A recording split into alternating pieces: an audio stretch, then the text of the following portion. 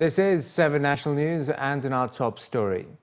The UAE Vice President, Prime Minister and ruler of Dubai, His Highness Sheikh Mohammed bin Rashid Al Maktoum, has issued a number of directives to ensure better care for orphans and minors so as to become effective contributors to the society. His Highness Sheikh Mohammed said that the UAE assists people worldwide, citing that the country has been ranked world's top in providing foreign aid compared to its gross national income. It was added that the UAE sponsors over 200,000 orphans in various countries through humanitarian initiatives, accounting for 3% of the total number of orphans who receive sponsorship worldwide. His Highness Sheikh Mohammed was quoted as saying that the UAE has a comprehensive local care system for the orphans and minors as per world standards. We have to continue updating this system, or upgrading this system rather. He added that achieving the top position has become the UAE's culture, not only at the level of leadership, but also at the level of all categories of the society. His Highness Sheikh Mohammed thanked the Higher Committee of the UAE Initiative for Connection and Orphans and Minors, all agencies and individuals on activating this initiative and its feedback that would contribute to ensuring decent living conditions for this category in the community. The UAE Minister of Energy, His Excellency Suhail Al-Mazroui, has said that the new petrol prices announced yesterday are still relatively low given the lack of tax. From Saturday, the price for a litre of Special 95 will increase from 1 dirham 72 to 2 dirhams 14, which is a rise of 23.6%. Super 98 has been set at 2 dirhams 25 and E Plus at 2 dirhams 7. But diesel is now 2 dirhams 5, a 29% drop from its previous price of 2 dirhams 90. According to a report in a local daily, the minister was quoted as saying that despite the rise, prices in the UAE would remain lower than any liberated market due to the fact that there is no tax on fuel and that the ministry has reduced the profitability of fuel companies downwards. He added that the pricing strategy was also designed to be fair with the consumers and fair with the distributing companies, stating that we were transparent with the consumers and we will continue to be transparent with them. His Excellency stated that officials are also working with consumer protection agencies to ensure that the consumer will benefit from the lower costs in diesel prices. The new prices will be fixed for the month and new figures will be announced on day 28 of each month thereafter. The Ministry of International Cooperation and Development has announced in a report that UAE's total aid in response to the humanitarian situation in Yemen stood at 485 million dirhams in 2015. According to the ministry, the humanitarian assistance came as part of the efforts to provide urgent food and medical assistance to the people of Yemen who are suffering from a severe shortage of food and medicines due to the ongoing conflict in the country. The aid included 170 million dirhams to provide electric power, 131 million dirhams for food, 73 million dirhams for medical supplies and 58 million dirhams to provide a variety of relief items. Sheikh Lubna bint Khalid Al-Qasmi, the Minister of International Cooperation and Development, stated that the UAE is committed to alleviating the crisis gripping Yemenis by providing urgent humanitarian aid, which includes food, medical supplies, water and sanitation, fuel and humanitarian assistance. It is further added that such efforts have contributed towards positioning the country as one of the top humanitarian donors worldwide. The UAE Ministry of Labour has announced that after conducting over 9,000 inspections during the summer period so far, no company has been penalised for violating their midday break rule. As per the ruling, which began on the 15th of June and will continue until the 15th of September, labourers who work in open areas such as construction sites are not allowed to work outdoors for 2.5 hours between 12:30 and 3 p.m. The ruling instructs employers to provide a shaded area for workers to rest during the midday break, and they are also required to provide adequate preventive methods to protect workers from work-related injuries. According to the Ministry's Permanent Committee for Labourers Affairs, a total of 9,662 inspections were conducted on establishments in Dera and Dubai between the 16th of June and the 23rd of July, adding that no company was fined for violating the rule. Penalty for violation included downgraded classification by the ministry and a fine of 5,000 dirhams for each worker, with the maximum fine not exceeding 50,000 dirhams. The initiative, now in its 11th year, is believed to have benefited around 500,000 workers in the Emirate. Mashreq has announced the integration of Emirates Identity Authority EIDA cards with all its bank processes, allowing customers to open bank accounts, do cash withdrawals, update personal information and access a whole range of services using Emirates ID cards. Making the announcement at a press conference in the Mashreq building in Dubai, the CEO of Mashreq, His Excellency Abdulaziz Al Ghurair, said that the bank is actually leveraging the idea of EIDA to enable such multifunctional services on one single card, and through this unique association, the smart city vision of Dubai is quite achievable. Highlighting that the use of ID card in banking transactions is a pioneering development across the world, the CEO said that their customers can visit any of the bank's EIDA-enabled branches or ATM machines to access services such as bill payments, cash and check deposit, checkbook and statement requests, and even update their mobile number, visa and passport details. His Excellency Sheikh Mohammed bin Rashid Al Maktoum have said a year ago we want to have a smart city. Now smart city is great, and by 2018 we should have a smart city here.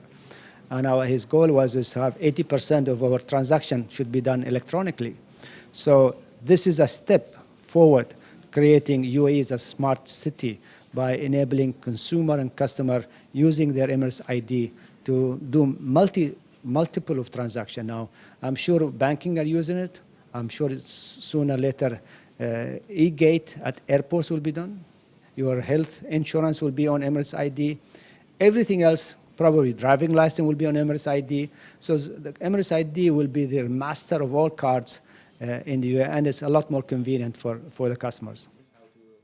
While thanking Mashreq for its willingness to collaborate with EIDA, the Director General of the authority, His Excellency Dr. Saeed Abdullah Al Ghafli, said that it is important for organizations in various public and private sectors to have access to digitally smart infrastructure for enhancing and simplifying operations.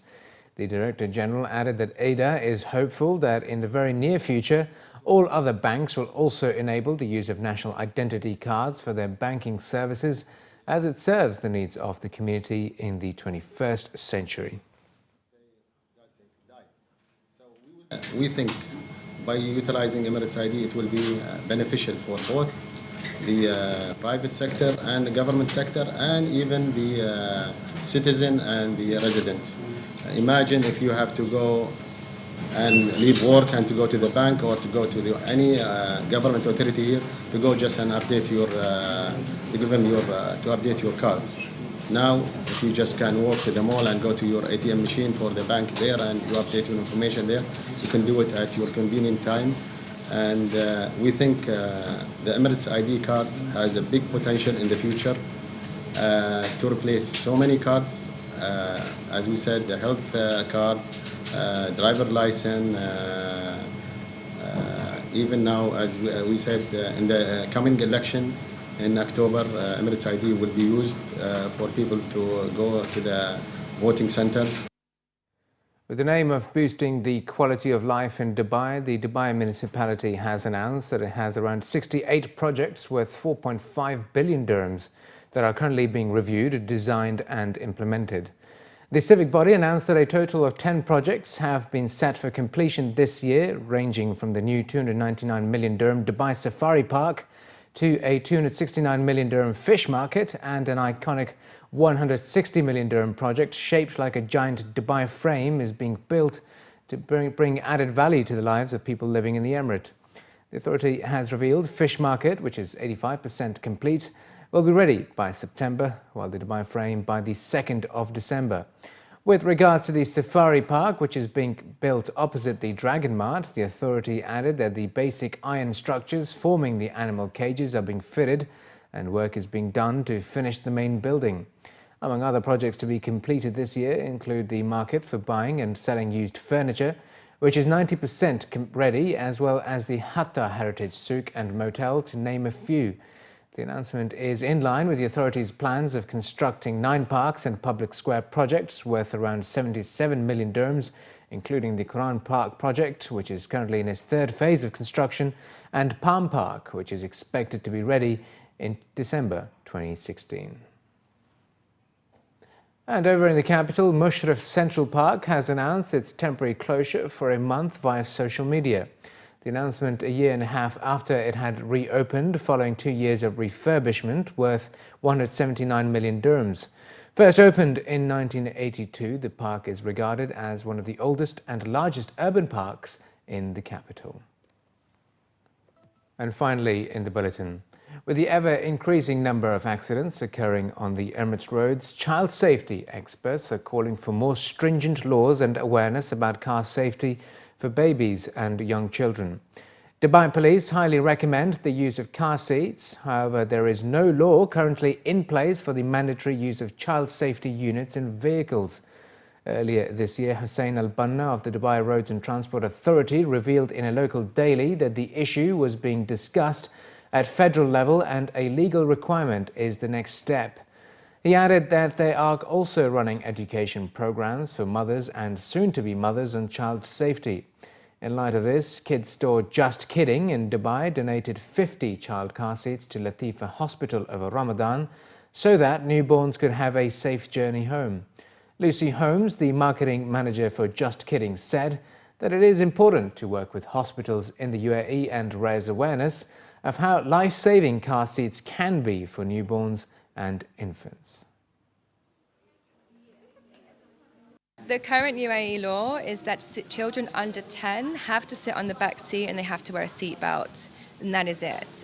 Which means that for a baby it isn't really ideal because obviously a baby is very small and fragile and you can't put them on the back seat with a seat belt. Common practice is that people are holding their children on their front lap, in the front of the car, and it's just not safe enough for them. Working with the Public Health Authority and also Latifa Hospital group, we are working to push forward a policy that ensures that no baby is born in Dubai that leaves the hospital without a car seat. This is a common law in the Western world. It's actually law, for example, in the UK and the States and most of Europe, Australia, New Zealand, that you cannot leave the hospital without your baby in a car seat. But in the UAE, there is no such law. So to help promote this, in Ramadan, the holy month of Ramadan, we gave 50 car seats to the hospital for underprivileged families so they can donate these brand new car seats to the families that are having their babies in Ramadan. A senior representative from Norwegian brand Stoke also highlighted the importance of high-quality offerings for maximum protection. In case of impact, what is important, at least for parents to know, that 70% of these impacts are front impact. And what is really important is that the children are in a safety shell, let's say, which is made by the car seat. So most of the car seat, especially in the first years, must be rear facing. So then all the force during the impact is going on the back of the child and not hurting, the head.